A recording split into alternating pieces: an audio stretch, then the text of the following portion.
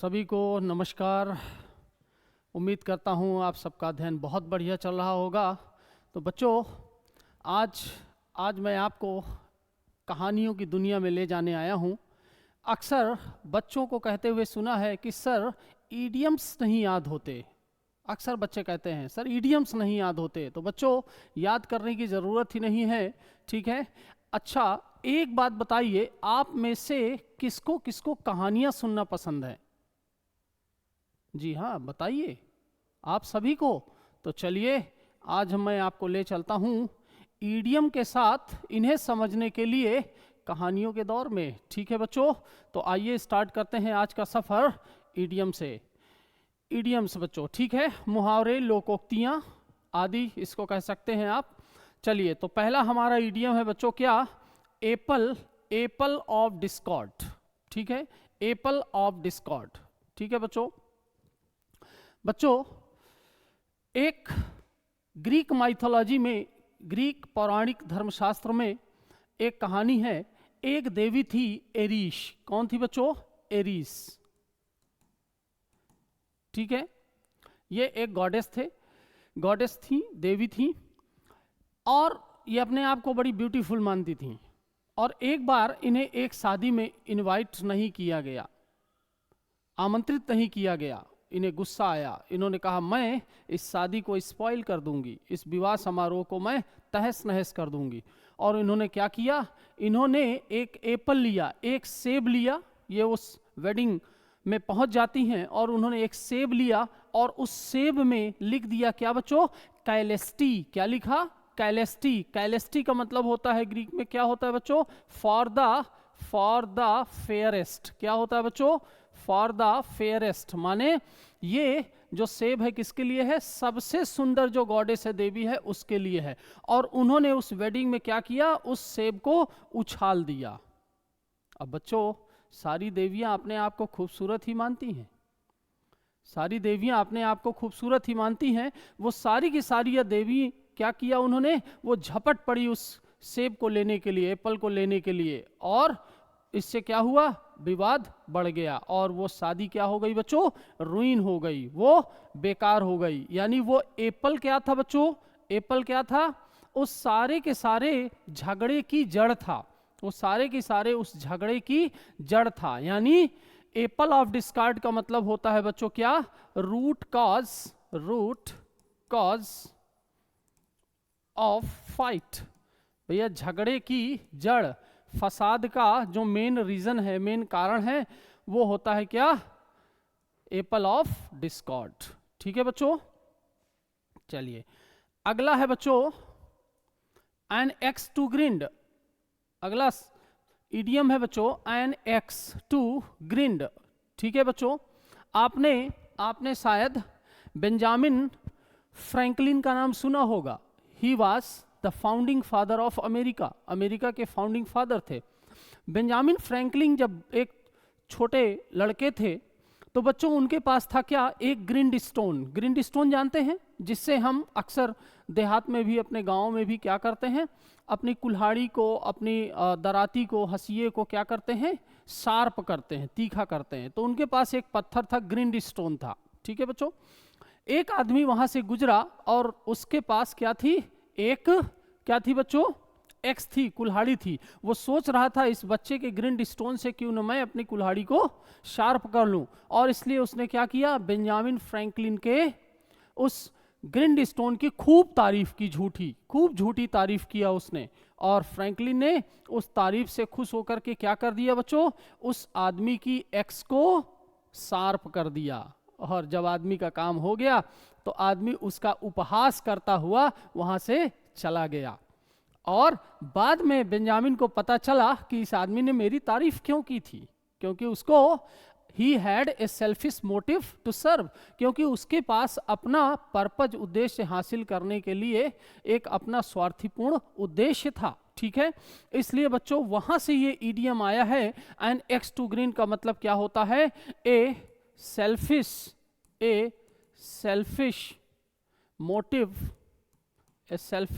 Motive to सर्व। ठीक है बच्चों, इसको आप हिंदी की लोकोक्ति में कह देते हैं अपना उल्लू सीधा करना, अपना उल्लू सीधा करना। ठीक है बच्चों, अगला इडियम है एट डैगर्स ड्रॉन।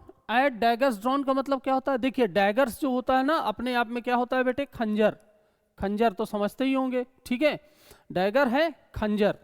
अच्छा, ये जो डैगर होता है ना, अगर आप इसकी बात करें डैगर की, तो बच्चों ड्रा का मतलब खींचना, यानी जब कभी भी आप देखा होगा कि डैगर्स लिए हुए, ड्रॉन मतलब खींचे हुए, यानी इस पोजीशन में आप होते हैं किसकी? एक दूसरे की तरफ, हाथ में क्या लिए हैं? डैगर, और इस कंडीशन में होते हैं, यानी डैगर्स खींचे हुए, खंजरों को खींचे हुए। अब आदमी खंजर क्यों खींचेगा? इस पोजीशन में आएगा जब उनके अंदर घोर दुश्मनी होगी।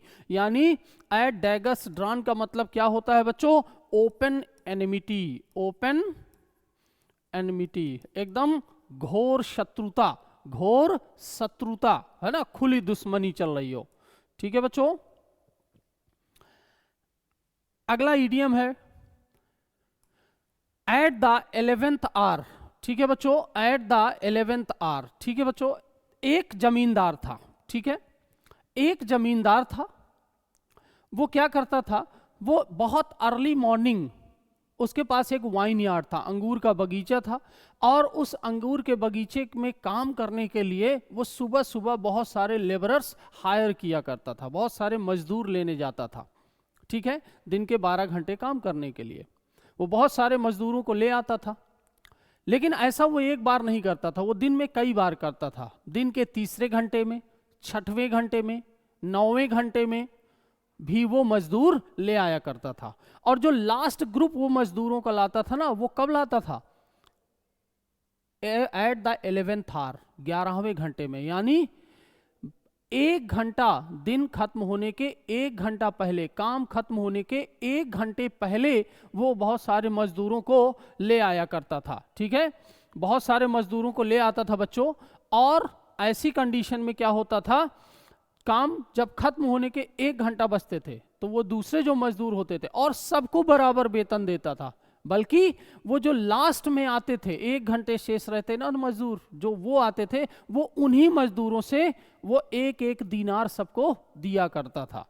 तो वहां से ये फ्रेज आया है क्या बेटे? एट द 11th आवर, माने एकदम आखिरी वक्त में। तो बहुत सारे मजदूर तो उसको ऐसे मिल जाते थे जो लास्ट मोमेंट में मिला करते थे, माने केवल 1 घंटे काम करने के लिए। अरे भैया, पैसा किसको प्यारा नहीं है? जब 1 घंटे काम करके ही पूरे 12 घंटे की मेहनत का पैसा मिल रहा है, तो 12 घंटे कौन करेगा? तो वहां से ये इडियम्स निकला है बच्चों, क्या? At the 11th hour. इसका मतलब क्या होता है बच्चों? इसका मतलब होता है at the last moment, at the last moment, at the last moment. ठीक है बच्चों, अब देखिए ऑल ग्रीक एंड लैटिन, ठीक है, 2019 में आया है बच्चों। मैंने सेलेक्ट किए हैं और आपके लिए मैंने इन पर रिसर्च की है, ताकि आपका परिश्रम बच जाए। आप मेरे साथ इन कहानियों को सीखिए और अपने आप ये सारे के सारे इडियम्स आपको कभी याद नहीं करने पड़ेंगे। ठीक है, इस वीडियो को बार बार आप देख लीजिए, इन कहानियों को सीख लीजिए, इनके बारे में इनकी ओरिजिन जान लीजिए, और फिर आपको इन्हें याद करने की बिल्कुल आवश्यकता नहीं है। ठीक है बच्चों, ऑल ग्रीक एंड लैटिन, ये आया है बच्चों, एक मुहावरा मध्यकालीन लैटिन लेखकों से आया है, जो क्या करते थे, कभी अगर उन्हें ग्रीक पाठ मिल जाते थे, ग्रीक भाषा में लिखे गए पाठ मिल जाते थे ना, तो वो बच्चों कहा करते थे, क्या कहा करते थे? एक इडियम है इसमें भी, ग्रेकम एस्ट नॉन लेगिट्यूर। इसका मतलब होता है बेटे लैटिन में, इसका मतलब होता है ये ग्रीक है, इसे पढ़ा नहीं जा सकता है, ये ग्रीक है, इसे पढ़ा नहीं जा सकता है, यानी ये बहुत कठिन है। आगे चल करके 16th सेंचुरी में बच्चों, 16th सेंचुरी में विलियम शेक्सपियर आए, ठीक है, और उनका एक नाटक है जूलियस सीजर, उसमें एक कैरेक्टर है सिसरो। सिसरो उसमें एक स्पीच देता है, तो बाद में एक दूसरा कैरेक्टर है कास्का। कास्का कहता है कैसियस से कि जहां तक मेरा सवाल है, it was Greek for me, मतलब मुझे कुछ भी समझ में नहीं आया। यानी ऑल ग्रीक एंड लैटिन का मतलब क्या होता है बच्चों? Very very difficult, very difficult to understand. ठीक है, मान लो आपको केमिस्ट्री समझ में नहीं आती, सूत्र समझ में नहीं आती, तो आप कह सकते हैं this formulas are all Greek and Latin for me. ठीक है, चलिए आगे चलते हैं। उम्मीद है इन ईडियम को समझने में आप पूरा इंजॉयमेंट ले रहे होंगे बच्चों। ठीक है, तो आगे बढ़ते हैं। अगला ईडियम है बेटे ए व्हाइट एलिफेंट। ठीक है, चलिए इस पर एक कहानी सुनाता हूं बच्चों। व्हाइट एलिफेंट कहाँ मिलते हैं? हाँ हाँ बोलिए, अरे मैं आप ही से बात कर रहा हूं, बताइए। व्हाइट एलिफेंट, जी हाँ बिल्कुल सही कहा आपने, व्हाइट एलिफेंट मिलता है थाईलैंड में। ठीक है बच्चों, और इन्हें जैसे हमारे देश में हाथियों को पूजा जाता है, वैसे थाईलैंड में भी इन व्हाइट एलिफेंट्स को पूजा जाता है। ठीक है बच्चों, तो क्या होता था, जब थाईलैंड का राजा अपने किसी कोर्टियर से, अपने किसी दरबारी से नाराज हो जाता था, तो वो क्या करता था, वो उस दरबारी को एक व्हाइट एलिफेंट गिफ्ट कर देता था। अब बच्चों, राजा का गिफ्ट है, हाथी रख लेना, उसका पालन पोषण करना कितना कठिन कार्य है। वो जो कोर्टियर रहता था, वो उस हाथी को ना तो किसी को दे सकता था क्योंकि राजा का गिफ्ट था, और ना तो वो उसे भूखों मार सकता था। यानी उस हाथी का पालन पोषण करने में, उसको खिलाने पिलाने में ही वो दरिद्र हो जाता था। ही बिकेम अ पापर, वो खुद गरीब हो जाता था। यानी वो व्हाइट एलिफेंट क्या था, उसके लिए एक अत्यंत खर्चीली वस्तु थी, लेकिन यूजलेस, व्यर्थ की चीज जिसका वो कोई उपयोग नहीं कर सकता था।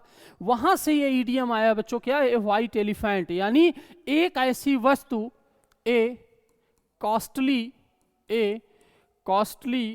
But useless possession, A costly but useless possession, एक बहुत ही खर्चीली लेकिन यूजलेस, बेकार की वस्तु, एक बेकार की वस्तु। ठीक है बच्चों, चलिए आगे बढ़ते हैं। ए रेड लेटर डे बच्चों, ए रेड लेटर डे। देखिए इसके पीछे भी एक छोटी सी बात है। क्या है, मध्य युग में चर्च में एक परंपरा थी, मेडिवल एजेस में बच्चों चर्च में एक परंपरा थी, एक ट्रेडिशन थी कि जो सेंट्स के डेज थे, संतों के, जो महान महान सेंट हुए ना क्रिश्चियनिटी में, Saint Bucket, Saint Lucas, Saint Mary, Saint Joseph, Saint, ये तमाम सारे सेंट्स हुए हैं। इनके जो डेज होते थे और जो उनके त्योहार होते थे, उनको किससे लिखते थे बच्चों? रेड इंक से। Those dates were written in red ink, लाल स्याही से उनको लिखा जाता था, यानी वो बहुत ही महत्वपूर्ण होते थे। ठीक है, तो कैलेंडर पर, छुट्टियों के कैलेंडर पर उनको लाल स्याही से लिखा जाता था। ठीक है, यानी वो क्या थे, एन इंपॉर्टेंट डे। क्या होता था बच्चों? It was an important day, बहुत ही महत्वपूर्ण दिन, वो बहुत महत्वपूर्ण दिन हुआ करता था। वहां से आगे चल के ये इडियम पॉपुलर हो गया, ए रेड लेटर डे। बच्चों आगे चल करके कुछ दिन तक ए ब्लैक लेटर डे भी चला है, यानी किसी निराशाजनक चीज के लिए, किसी बेकार से दिन के लिए ए ब्लैक लेटर डे का भी यूज होने लगा। लेकिन 19वीं सेंचुरी के अंत तक आते आते ए ब्लैक लेटर डे, इसका यूज पूरी तरह से बंद हो गया। ठीक, तो आपने समझा ए रेड लेटर डे कहां से आ गया बच्चों। ठीक है,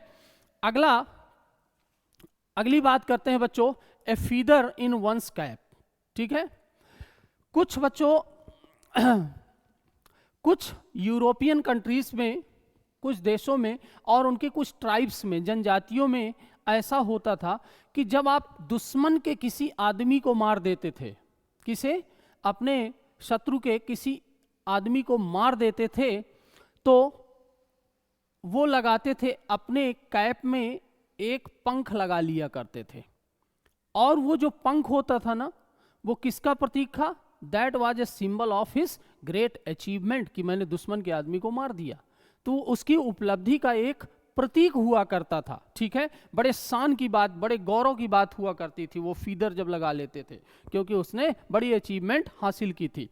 वहीं से ये इडियम आ गया, यानी ए फीदर इन वंस कैप, भाई मेरे कैप में एक और फीदर जुड़ गया, इसका मतलब क्या हुआ, a great achievement, a great achievement, ठीक है। आगे चलते हैं बच्चों, grease the palm, grease the palm 2009, 12, 19 में आया हुआ क्वेश्चन है बच्चों। ग्रीस द पाम 16वीं शताब्दी से उत्पन्न एक मशीनरी से रिलेटेड ये चीज है।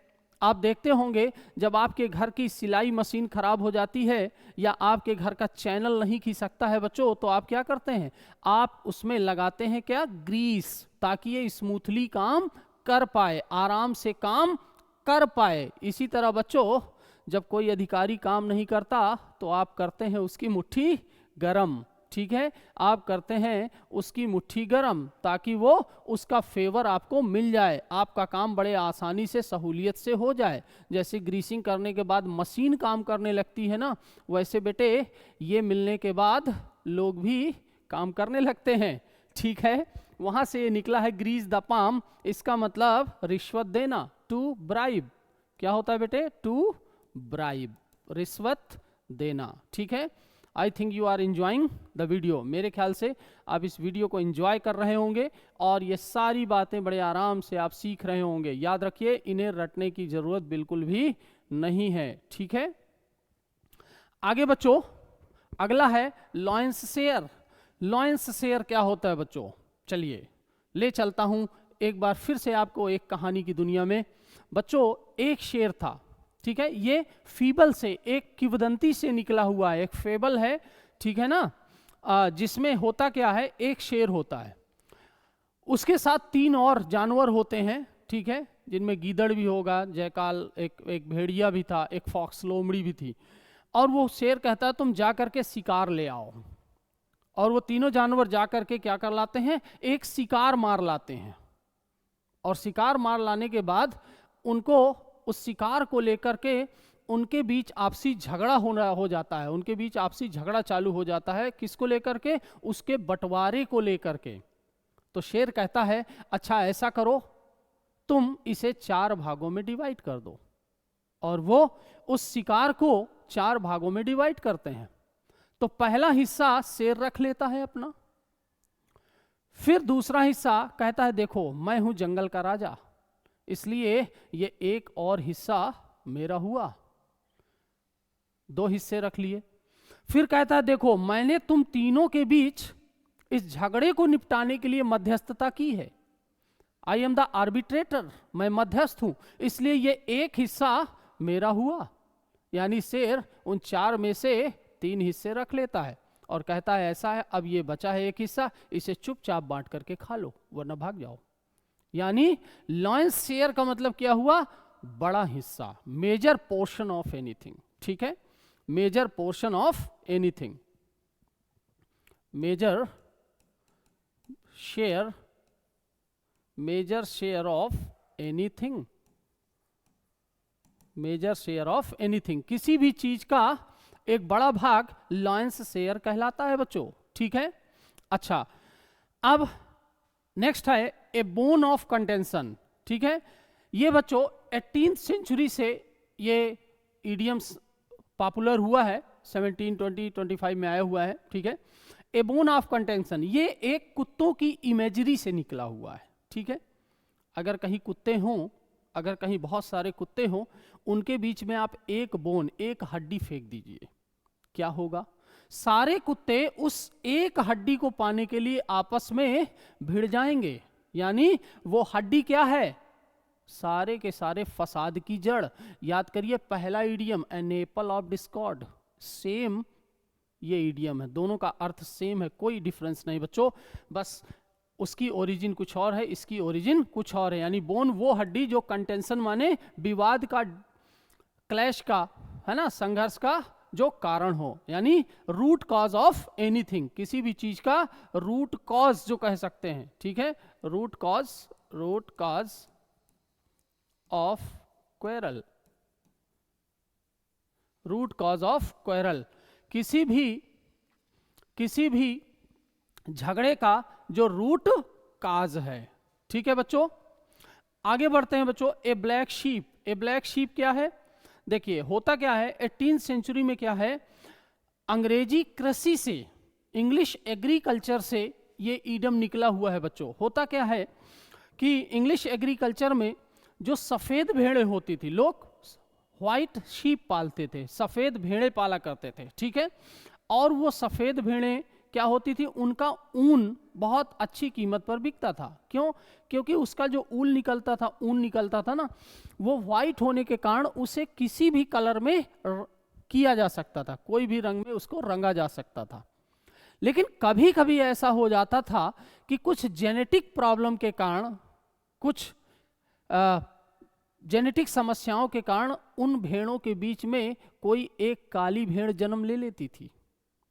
अब काली भेड़, सफेद में काली भेड़, जिसका ऊन निकालने के बाद अब काले कलर में भैया कोई और कलर चढ़ना बहुत मुश्किल काम था उस जमाने में।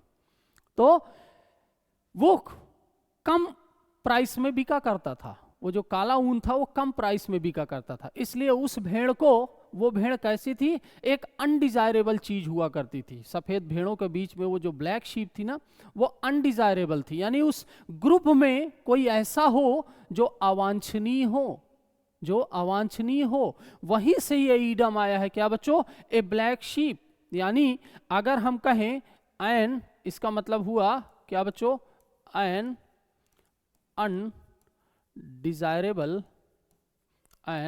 undesirable member of a group, एक समूह में एक अवांछनीय व्यक्ति। ठीक है बच्चों, यानी ए ब्लैक शीप। ठीक है,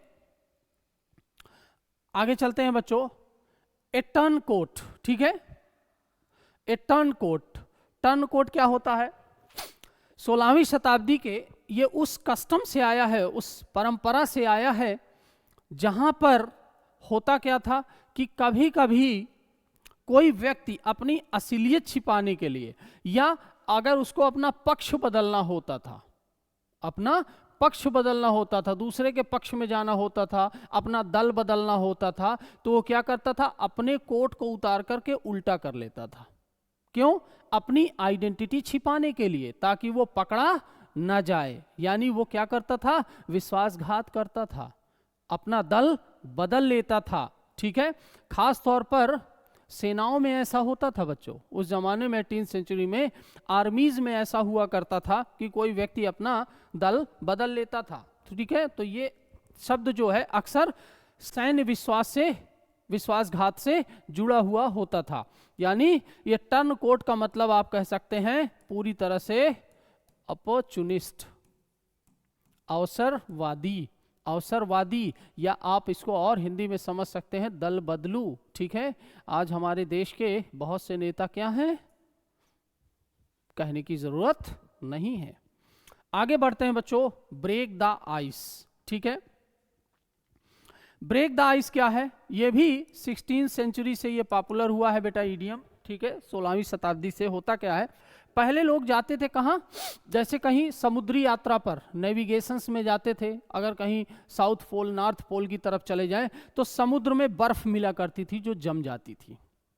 ठीक है, जमी हुई बर्फ रहती थी, तो उसके लिए वो क्या करते थे, कुछ थोड़ा सा कुछ हाईटेक उस जमाने के अच्छे शिप्स को वो आगे किया करते थे, जो उस आइस को तोड़ती रहती थी, ताकि पीछे वालों का मार्ग प्रशस्त हो, यात्रा की शुरुआत हो जाए। ठीक है, वहां से ये ईडियम निकला हुआ है बच्चों, ब्रेक द आइस। ठीक है, यानी कहने का मतलब शुरुआत करना किसी चीज की। मान लीजिए कहीं खामोशी छाई हुई है, उसकी शुरुआत करना है, यानी खामोशी को तोड़ना। ब्रेक द साइलेंस भी आप कह सकते हैं, ब्रेक द साइलेंस यानी to start the conversation, to start the conversation. ठीक है, शुरुआत करना। नेक्स्ट बच्चों, beat about the bush. Beat about the bush. ठीक है, देखिए पहले जो था शूटर्स लोग बर्ड्स पकड़ा करते थे, उनको शूट करने के लिए, निशाना लगाने के लिए ना उनको बर्ड्स की जरूरत पड़ती थी, चिड़िया की। तो वो लोग क्या करते थे, बीटर्स को हायर किया करते थे, है ना। बीटर्स क्या करते थे, झाड़ियों में जाते थे और डंडा लेकर के झाड़ियों को कूटा करते थे। क्यों? क्योंकि उन झाड़ियों में पक्षी छिपे हुए होते थे। अब जब बच्चों पक्षी छिपे हुए होते थे, लेकिन कभी कभी इनमें क्या होता था, बड़ा खतरा रहता था। क्यों? कभी कभी जंगली जानवर भी वहां से निकल आते थे। तो वो क्या करते थे, सीधे झाड़ियों को न पीट करके, सीधे झाड़ियों को न पीट करके वो क्या करते थे बच्चों, झाड़ियों के अगल बगल वो पीटा करते थे, ताकि शोर सुनकर जंगली जानवर भाग जाए। यानी वो मेन मुद्दे की बात नहीं करते थे, मेन पॉइंट पर वो प्रहार नहीं करते थे। वहीं से निकला है क्या बच्चों, बीट अबाउट द बुश, यानी मेन मुद्दे की बात ना कर करके घुमा फिरा करके बातों को कहना, घुमा फिरा करके बात को करना। ठीक है, वहां से आ गया है ये idiom beat about the bush, यानी avoid the main topic, main topic को अवॉइड करना और इधर उधर की बातें करना। ठीक है बच्चों, अगला a dark horse. Dark horse क्या है बच्चों, 19वीं शताब्दी में हॉर्स रेसिंग होती है, घुड़दौड़ अभी भी होती है बहुत जगह। ठीक है, यूरोपियन कंट्रीज में। वहां होता क्या था, कभी कभी एक ऐसा घोड़ा दौड़ जीत जाता था जिसके बारे में पहले से ही सट्टेबाजों को पता नहीं रहता था, जब तक कि वो अचानक कोई अप्रत्याशित जीत हासिल ना कर ले, सडनली वो विनर ना हो जाए। ठीक है, तो वो घोड़ा क्या कहलाता था, एक डार्क स्टीड, यानी डार्क स्टीड भी ये फ्रेज होता है, डार्क स्टीड या डार्क हॉर्स, उसको डार्क हॉर्स कहते थे। ठीक है, वो अचानक ही, यानी कोई ए लेस नोन या little known person who unexpectedly जो अप्रत्याशित ढंग से विंस, जीत जाता है ना, या अचीव्स, कुछ हासिल कर लेता है बच्चों। ठीक है, हाँ बच्चों, नेक्स्ट इडियम है बेल द कैट। ठीक है बच्चों, बचपन में आपने एक कहानी सुनी होगी कि एक बिल्ली थी, वो क्या करती थी, वो जाती थी चुपचाप और सारे चूहों को खा जाती थी, जो मिलता था चूहा खा जाती थी उसको। चूहे बड़े परेशान। अब जो चूहों का जो नेता था, उसने चूहों की एक असेंबली होल्ड किया, भाई बुलाई एक सभा कि सारे चूहे आ जाओ भैया, इसका कुछ तो सोल्यूशन निकालना पड़ेगा।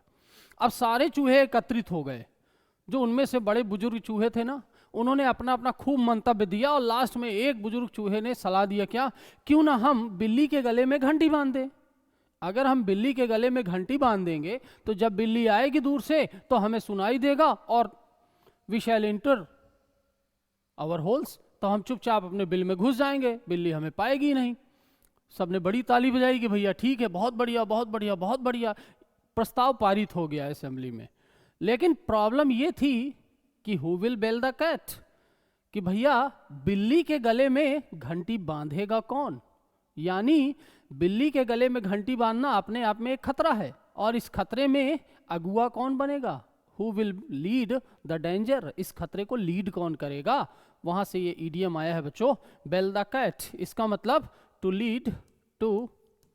Lead in danger, to lead in danger, खतरे में अगुआ होना। ठीक है, अगला बच्चों इडियम है build castle in the air. 2008, 10, 12, 13, 18, 19, 20। ठीक है, ये आता जा रहा है बच्चों। ठीक है, था क्या, 13th सेंचुरी की बात है बच्चों, 13वीं शताब्दी में स्पेन, नाम सुना होगा आपने, स्पेन के लोग बेटे सांड से लड़ते हैं, है ना, वहां बुल फाइटिंग बहुत फेमस गेम है स्पेन में।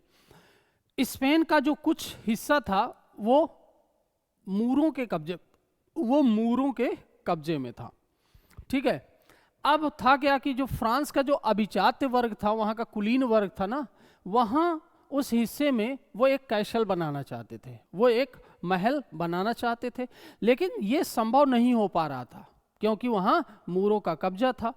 लेकिन ये एक दूर का और एक असंभव काम था, यानी वो to build in the castle in the air, वहां पर महल बनाना ना वो उनकी एक स्वप्निल कल्पना ही रह गई। वहां से ये ईडियम निकला है। इसका मतलब क्या होता है, एक कोरी कल्पना, ठीक है, हवा में महल बनाना जिसको कहते हैं। आप जान ही रहे होंगे, इसका पूरी तरह से अर्थ समझ रहे होंगे। इसका मतलब होता है मेक विजनरी स्कीम्स, ठीक है भैया, हवाई स्कीम्स बनाना, ठीक है, मेक विजनरी स्कीम्स। आगे बढ़ते हैं बच्चों, बरी द हैचेट। बरी द हैचेट। अब देखिए हैचेट क्या होता है बच्चों, हैचेट होती है अपनी एक एक्स कुल्हाड़ी कह सकते हैं आप, है ना, कुल्हाड़ी जैसा एक क्या बोलते हैं अस्त्र होता है, ठीक है। तो बरी द हैचेट होता क्या था, पहले कुछ ट्राइब्स में आपस में जब लड़ाइयाँ होती थी ना, तो हैचेट के माध्यम से होती थी, है ना, तोप और मिसाइल्स तो थी नहीं, हैचेट के माध्यम से लड़ाई होती थी। लेकिन कभी कभी उन ट्राइब्स के बीच में, जनजातियों के बीच में समझौते भी हो जाते थे, और जब उनके बीच पीस ट्रीटी हो जाती थी ना, शांति संधि हो जाती थी कि भैया नहीं अब लड़ाई नहीं करना, ऐसा ऐसा है ना, तो जब उनका युद्ध समाप्त होता था, लड़ाई समाप्त होती थी, तो होता क्या था बच्चों, वो अपनी अपनी हैचेट्स को जमीन में गाड़ देते थे, है ना, दफन कर देते थे हैचेट्स को। इसका मतलब क्या है कि भैया हमारा आज से झगड़ा खत्म हो गया और हमारी शांति अब चालू है। तो बरी द हैचेट बच्चों वहीं से आया हुआ है इडियम। इसका मतलब क्या है, शत्रुता समाप्त कर देना, यानी इंड ए क्वेरल, झगड़ा खत्म कर देना, एंड बिकम फ्रेंडली,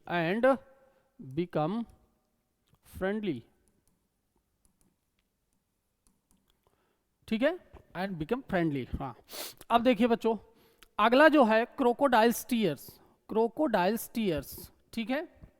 ये जो कहावत आई है ना, ये 14th सेंचुरी से, 14th सेंचुरी का एक ट्रेवलाग है, एक यात्रा वृंतांत है मैंडविल्स का, मैंडविल, ठीक है बच्चों, मैंडविल, ठीक है, हाँ, मैंडविल का एक है the travels of sir John Mandeville, है ना, एक यात्रा वृत्तांत है, ट्रेवलाग है, वहां से ये लिया गया है, ठीक है। अच्छा, एक पुरानी मिथक है बच्चों, क्या कि जब मगरमच्छ शिकार करता है, खाता है ना, तो वो आंसू बहाता है, जिसको घड़ियाली आंसू कह देते हैं, ठीक है। लेकिन एक्चुअली है क्या, इसका एक साइंटिफिक रीजन है बच्चों। क्या साइंटिफिक रीजन है, एक्चुअली मगरमच्छ जब पानी के बाहर आ जाते हैं ना, तो उनकी आंखें ड्राई हो जाती हैं, सूख जाती हैं, और आंखों को ड्राइनेस हटाने के लिए वो क्या करते हैं, आंसू बहाते हैं, ताकि उनकी आंखें थोड़ा नम बनी रहे, मॉइस्ट बनी रहे, ठीक है, उनमें प्रॉब्लम ना आए। और ये जो रोने का सिलसिला है ना, ये तब ज़्यादा चालू हो जाता है, ये जो आंसू बहाने का सिलसिला तब चालू हो जाता है ज़्यादा, जब मगरमच्छ की बाइट बहुत तेज होती है, जब वो पकड़ता है अपने शिकार को और खाता है, तो ये जो प्रक्रिया है आंसू बहने की, ये ज़्यादा तेज हो जाती है। तो वहीं से ये आ गया है क्या, क्रोकोडाइल्स टीयर्स, माने एक तरफ तो वो खा रहा है अपने शिकार को, और दूसरी तरफ आंसू भी बहा रहा है, यानी घड़ियाली आंसू, मगरमच्छ के आंसू, मतलब फालसो, झूठा दिखावा हो जाए, ठीक है, यानी वहीं से ये निकला हुआ है फ्रेज बच्चों, क्या कि जिसको कह सकते हैं आप फॉल्स टीयर्स, झूठे आंसू, ठीक है बच्चों, झूठे आंसू। अगला इडियम है बच्चों निप in the bud. Nib in the बड क्या होता है, देखिए इसकी जो ओरिजिन है ना, वो बागवानी से है बच्चों।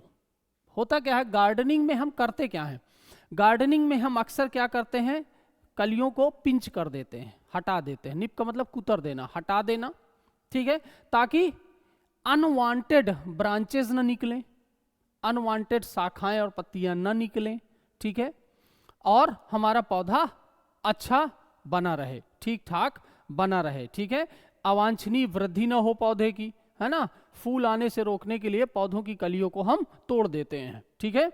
आगे चल करके इसका प्रयोग किसी समस्या, आदत, कोई मुद्दा जो आगे चलकर खतरनाक हो सकता है, उसको पहले ही समाप्त कर देना, यानी बड की अवस्था में, कली की अवस्था में खत्म कर देना, ठीक है, वहां से ये ईडियम आ गया बच्चों निप इन द बड। ठीक है, इसका मतलब है टू डिस्ट्रॉय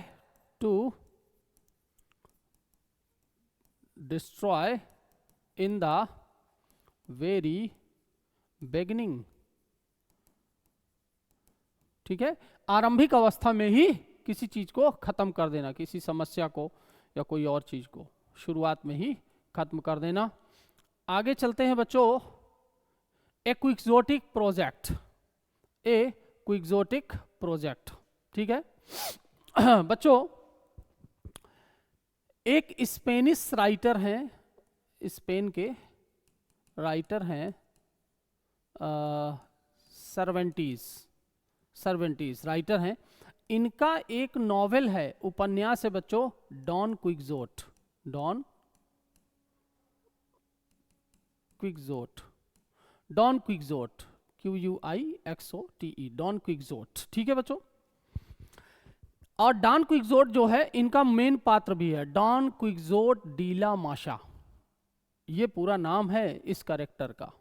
ठीक है, नाम तो नॉवेल का है डॉन क्विक्सोट, लेकिन इसमें ये नायक भी है, कैरेक्टर भी है, प्रोटैगनिस्ट है, मुख्य पात्र है। ठीक है, डॉन क्विक्सोट डी ला माशा। अब इसके साथ होता क्या है बच्चों, ये इतना ज्यादा एडवेंचर्स की किताबें पढ़ लेता है ना, 17वीं सेंचुरी का नॉवेल है ये डॉन क्विक्सोट इतना ज्यादा एडवेंचरस किताबें पढ़ लेता है, साहसिक कारनामों की किताबें पढ़ लेता है कि अपने आप को शूरवीर मानने लगता है ना। कभी कभी लोग ज्यादा पढ़ के भी पागल हो जाते हैं ये अपने आप को शूरवीर मानने लगता है और ये निकल पड़ता है भैया दुनिया को बचाने के लिए, साहसिक कारनामे करने के लिए। और ये सारी की सारी इसकी कल्पनाएं क्या होती हैं, ये सब मानसिकी होती हैं। ठीक है, अब जब ये बहुत पढ़ लेता है तो निकल पड़ता है। ठीक है, कहानियां पढ़ पढ़ के इसका दिमाग हो गया पागल। ये एक वीर योद्धा बनने का फैसला कर लेता है और काल्पनिक लड़ाइयां लड़ने लगता है बच्चों, काल्पनिक लड़ाइयां लड़ने लगता है। एक बार तो ऐसा होता है इसके साथ, ये अपना पूरा बंदोबख्तर लगा करके चल पड़ता है ना, पूरा हेलमेट वेलमेट पहन करके, वो सब कवच वच, वो आम वगैरह लेकर के, तलवार वाला लेकर के निकल पड़ता है और सामने एक पवन चक्की विंड मिल देखता है और कहता है ये एक राक्षस है, ये एक राक्षस है, मैं इससे दुनिया को बचाऊंगा, और जा करके वो विंड मिल पर अटैक कर देता है। उसका आइडियोलॉजी बहुत अच्छी थी, लेकिन जो उसका प्रैक्टिकल नॉलेज था वो बिल्कुल जीरो था, वो खत्म था। यानी एक ऐसा काम जिसमें आइडियोलॉजी तो बहुत अच्छी हो, लेकिन उसका प्रैक्टिकल एग्जीक्यूशन करना संभव ना हो, जो इम्प्रैक्टिकल हो। आइडियलिस्ट बट इम्प्रैक्टिकल, एक आदर्शवादी लेकिन अव्यवहारिक योजना। ठीक है बच्चों, आपने इतिहास में नाम सुना होगा मोहम्मद बिन तुगलक, अगर मैं सही हूं तो। ठीक है, मोहम्मद बिन तुगलक एक ऐसा राजा सुल्तान हुआ है जो अपने क्विक्सोटिक प्रोजेक्ट्स के लिए जाना जाता है। शायद दिल्ली से दौलताबाद राजधानी कर देना, या दौलताबाद से फिर दिल्ली कर देना, चमड़े के सिक्के चलाना। ठीक है, शायद तुगलक था अलाउद्दीन, मेरे ख्याल से मोहम्मद बिन तुगलक ही था। ठीक है बच्चों, तो ये क्या कहलाते हैं, क्विक्सोटिक प्रोजेक्ट। आई थिंक ये बात आपको समझ में आ गई होगी। यानी आइडियलिस्टिक, इसका मतलब क्या हुआ, आइडियलिस्टिक बट इम्प्रैक्टिकल। ठीक है, आदर्शवादी तो हो, बढ़िया हो थियरी उसकी, लेकिन व्यवहार में लाना ठीक नहीं होगा, उसको अव्यवहारिक चीज हो। ठीक है, आगे बच्चों बात करते हैं फ्रॉम हैंड टू माउथ। 2019 का क्वेश्चन है बच्चों। ठीक है, हैंड टू माउथ क्या है, 16वीं सेंचुरी में हुआ क्या था बेटे, ब्रिटेन में 16वीं शताब्दी में हुआ ये कि वहां पड़ गया एक फैमाइन, अकाल पड़ गया। ठीक है, अब जब अकाल पड़ गया तो जो भी भोजन लोगों को मिलता था वो तुरंत खा लेते थे, और भविष्य के खाने के लिए उनको कुछ नहीं बचता था। यानी हाथ में आया, हैंड टू माउथ, सीधे मुंह में डाल लेते थे, भविष्य के लिए कुछ न छोड़ते हुए भूखे थे, अकाल का टाइम था। वहां से यानी वहां से ये ईडियम पॉपुलर हुआ। मतलब बच्चों इसका अर्थ है अत्यधिक गरीबी में जीवन यापन करना, यानी संसाधनों के मिलते ही तुरंत उसका उपयोग कर लेना, तुरंत उसका उपयोग कर लेना, यानी to live to live with great difficulty, to live with great difficulty, बड़ी कठिनाई का जीवन जीना। ठीक है, उम्मीद है बच्चों you are enjoying the video और ये बातें आपको सारी समझ आ रही होंगी। और मेरे ख्याल से इस वीडियो को देखने के बाद एटलीस्ट ये ईडम्स आपको रटने की जरूरत बिल्कुल नहीं होगी। ठीक है, हाँ 9 डेज वंडर बच्चों, 9 डेज वंडर क्या है भैया? 9 एक कहावत है ना कि 4 दिन की चांदनी फिर अंधेरी रात, ऐसा कुछ अपने हिंदी में कहते हैं। 9 डेज वंडर क्या है बच्चों? होता क्या है, ये कहावत बताती है कि कोई भी नई चीज होगी, कोई भी नई चीज हो, ठीक है भाई, कोई भी चौंकाने वाली चीज हो, कोई भी रोमांच भरी चीज हो, उसकी जिंदगी केवल 9 ही दिन रहती है। 9 दिन के बाद सारा एक्साइटमेंट खत्म। ठीक है बच्चों, यानी अच्छा 14th सेंचुरी से ये ईडम पॉपुलर हुआ बच्चों। एक उदाहरण मिलता है, और अगर एक साइंटिफिक फैक्ट आप जानते हो, कुत्ता जब पिल्ले जन्म लेते हैं ना, पिल्ले पपीज, उनकी आंखें बंद होती हैं बच्चों। वो कितने दिन में खुलती हैं? वो खुलती हैं लगभग 9 दिनों में। यानी 9 दिनों बाद उनका सारा सस्पेंस, जैसे ही आंखें खुलती हैं, सारी एक्साइटमेंट सारा खत्म हो जाता है। यानी 9 दिन तक ही वो सारा एक्साइटमेंट रहता है। ठीक है बच्चों, वहां से ये फ्रेज लिया गया। इसका मतलब है something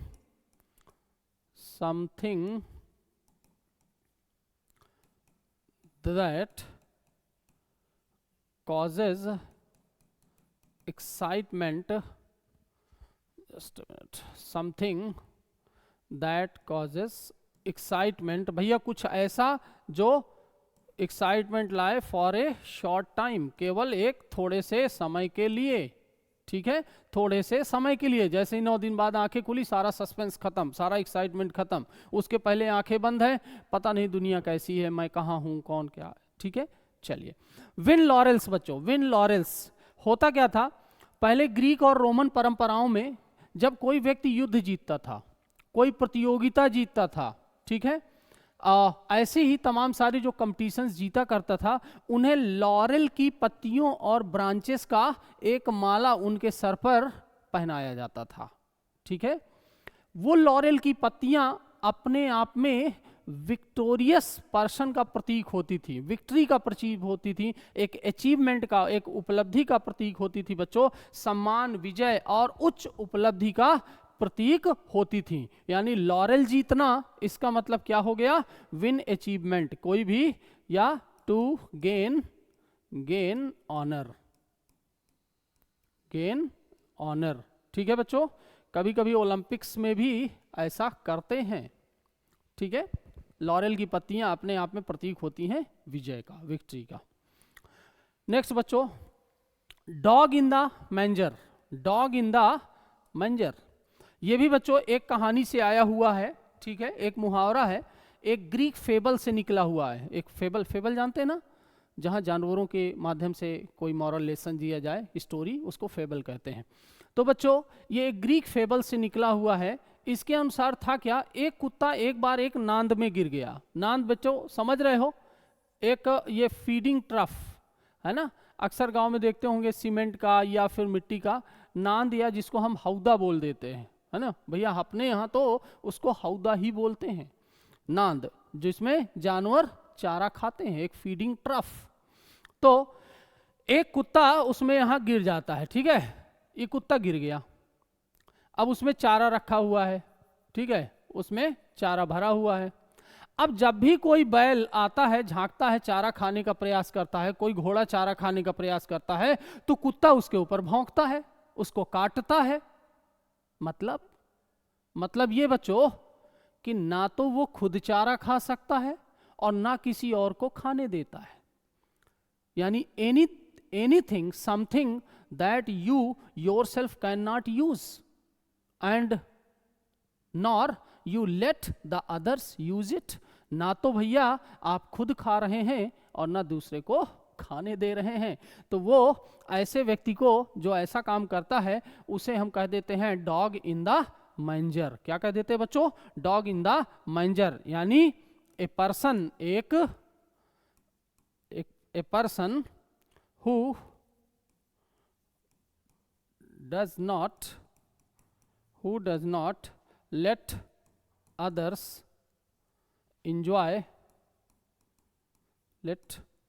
enjoy what he himself cannot enjoy।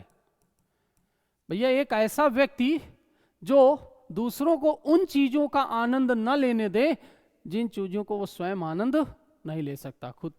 कुत्ता खुद तो घास खा नहीं सकता और न दूसरों को खाने दे रहा है। चलिए, हरक्यूलियन टास्क बच्चों, बहुत फेमस फ्रेज है हरक्यूलियन टास्क, है ना। 2020 में इट हैज बीन आस्क्ड, ठीक है। अब देखिए, ग्रीक और रोमन पौराणिक कहानियों से निकला हुआ है बच्चों। हरक्यूलिस एक बहुत बड़ा योद्धा था, अर्ध देवता कह सकते हैं, सेमी गॉड था एक तरह से, ठीक है, सेमी गॉड था। एक बार ये गुस्से में अपने रेज में, in his rage he killed his entire family, इसने अपने पूरे परिवार की हत्या कर दिया। हत्या करने के थोड़ी देर बाद, कुछ दिन बाद, जब इसका गुस्सा शांत हुआ तो इसने रियलाइज किया कि इसने तो बहुत बड़ा, he has committed A heinous crime, बहुत बड़ा अपराध कर दिया था। अब इसको इसका प्रायश्चित करना चाहिए। तो इसका प्रायश्चित करने के लिए क्या किया बच्चों? इसका प्रायश्चित करने के लिए इसने लोगों से सलाह लिया कि मैं क्या करूं। तो लोगों ने कहा तुम अपने कजिन के पास जाओ, तुम अपने कजिन के पास जाओ। और उसका कजिन था बेटा किंग राजा यूरिस्टस में भी हो सकता है स्पेलिंग गलत हो बेटा, लैटिनाइज्ड है ये, है ना। राजा यूरिस्टस के पास तुम जाओ और 12 वर्ष तक उसकी सेवा करो। 12 साल तक तुम उसकी सेवा करना, तब जाकर के तुम्हारे पाप धुलने वाले हैं, अदरवाइज नहीं। हरकुलिस ने कहा चलो ठीक है भैया, है ना। हरकुलिस था ये, हरकुलिस, ठीक है। हरकुलिस ने कहा चलिए ठीक है। अब जो है LES, हरकुलिस ने कहा ठीक है, अब 12 वर्षों तक मैं सेवा करूंगा। अब राजा यूरिस्टिस ने इससे थोड़ा सा जलता था और उसने इसको बहुत बड़े बड़े काम दिए, इतने बड़े बड़े काम दिए जिसमें बहुत मानसिक एबिलिटी की जरूरत थी, बड़ी शारीरिक ताकत की जरूरत थी। उसने ऐसे ऐसे काम इसको दिए, जैसे कहा उसने जाओ, वो एक हाइड्रा है जिसके बहुत सारे सर हैं, जाओ उसका वध कराओ। हरकुलिस ने किया। इस तरह के बहुत सारे डिफिकल्ट कार्य, बहुत कठिन कठिन कार्य दिए, जिसमें जैसे हाइड्रा को मारना था, एक गोल्डन हिंड था, है ना, गोल्डन हिंड था, उसने कहा जाओ उस गोल्डन हिंड को पकड़ करके लाओ। ऐसे ऐसे हरकुलिस ने टास्क किए, यानी वहां से ये फ्रेज पॉपुलर हो गया बच्चों, हरक्यूलियन टास्क, यानी एक ऐसा काम जिसमें बहुत एबिलिटी की, बहुत डेडिकेशन की जरूरत हो, बहुत समर्पण की जरूरत हो, यानी very hard work to perform. आप कह सकते हैं इसको वेरी हार्ड टू परफॉर्म, ठीक है बच्चों, बहुत कठिन हो, जिसको परफॉर्म करना बहुत कठिन हो, ठीक है। चलिए, आज का लास्ट इडियम है बच्चों, डाई इन हार्नेस। हार्नेस शब्द अपने आप में क्या है बच्चों? हार्नेस होता है घोड़े के या बैल के पीठ पर, उसके गर्दन पर जो हम चमड़े का बेल्ट बांधते हैं ना, चमड़े का बेल्ट बांधते हैं, ताकि उससे कनेक्ट करके पीछे का कोई लोड, कोई भार वो आगे घसीट सके, उसको हम कहते हैं हार्नेस। और आप जानते होंगे कि बच्चों घोड़े या बैल अक्सर तब तक काम में लिए जाते हैं जब तक वो मर नहीं जाते, यानी वो अपना क्या करते हैं, काम करते करते ही मर जाते हैं, ठीक है। घोड़ा चाहे जितना बूढ़ा हो जाए उस पर चढ़ने का काम किया जाता है, ठीक है। बैल उससे खेत टिल करने का काम किया जाता है जब तक वो बूढ़े नहीं हो जाते हैं। वहां से ये इडियम निकला हुआ है बच्चों, यानी अपना हार्नेस, यानी हार्नेस पड़ी रहे पीठ पर और मर जाना, यानी अपना कर्तव्य करते हुए मर जाना, ठीक है। विलियम शेक्सपियर के मैकबेथ नाटक में भी है बच्चों, कि मैकबेथ एक जगह कहता है कि कम से कम हम मरेंगे भी तो अपना हार्नेस यानी अपना कवच पहने हुए मरेंगे, यानी लड़ते हुए मरेंगे, अपना कर्तव्य करते हुए मरेंगे, यानी टू डाई इन ड्यूटी, यानी to die while on duty, to die while on duty।